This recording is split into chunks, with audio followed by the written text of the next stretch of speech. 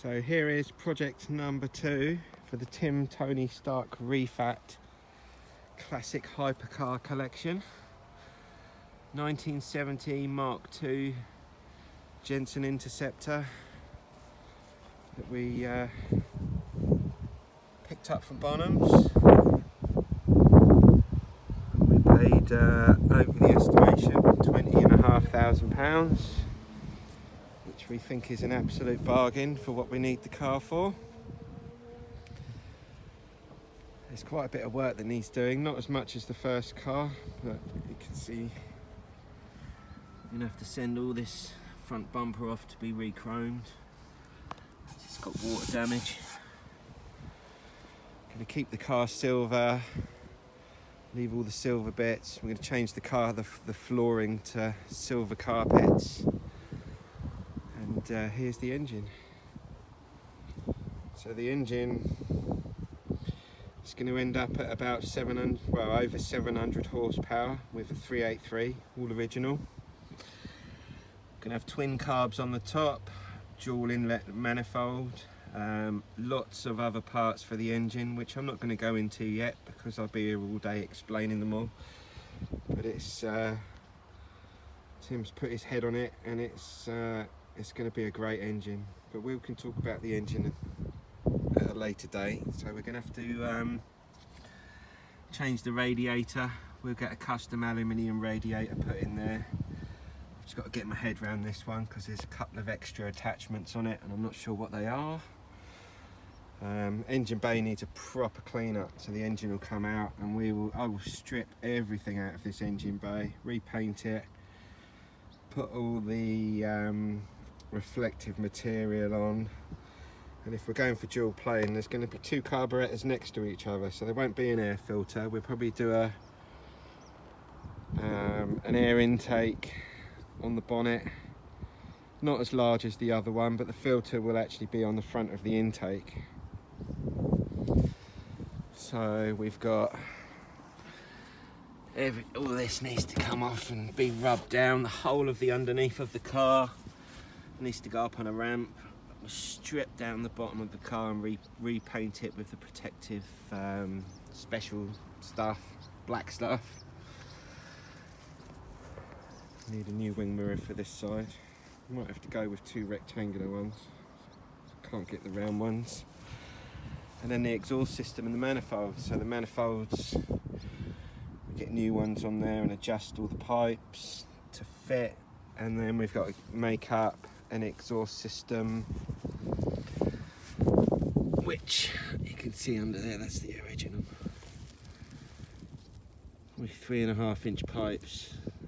And we'll do another crossover at about there, straight across, joining both pipes up with valves on either side under the doors, which can open and close. And like the other car, it'll all be volcanic titanium wrapped all the way back to here from the side of the engine, which all keeps the temperature down and adds to horsepower. Also, we'll upgrade the brakes. We'll put a vented disc kit on the front with new pads and probably green stuff. And we'll have Dunlops at the back, 4 pots.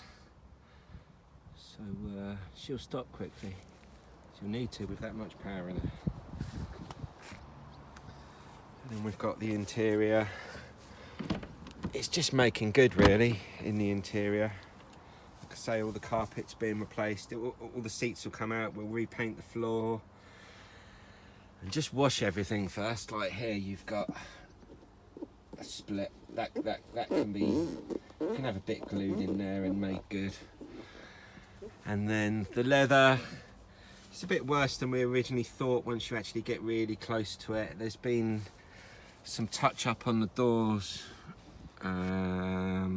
on parts with a bit of spray on the other side, but at least this one you can see there, it's actually had the proper stuff put on it. So we're going to wash all this first, get rid of all the dirt, and then get the same colour and just bring the leather back to as nice as we can. It's never going to be perfect, but ideally one day. Nice new leather interior in blue, the same blue as the paintwork on the first Jensen would probably look really nice in this car. But at the moment we don't need to do that, we can make it all good.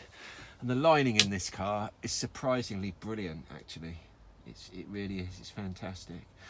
And you can see up here you've got some water damage on the leather, which is just from these seals. So the windows have to come out. These rubbers are really old, and what happens, it rains, water runs off the car, goes under the rubber and just comes out inside it.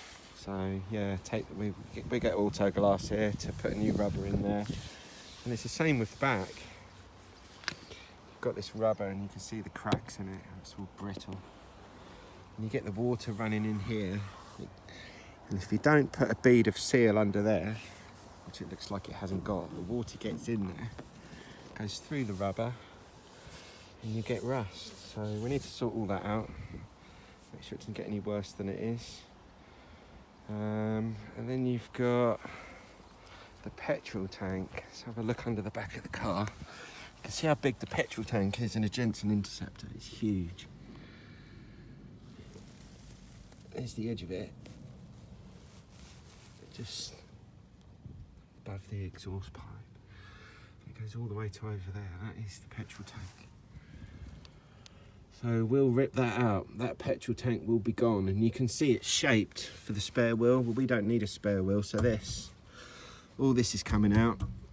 The petrol tank comes out, and then we get a custom-made petrol tank, which is it'll fill in this space at the back, but it's a lot narrower. And once you've narrowed it down and you've got this area clear, we can then add rear coilovers to the back, and added Mustang shocks as well,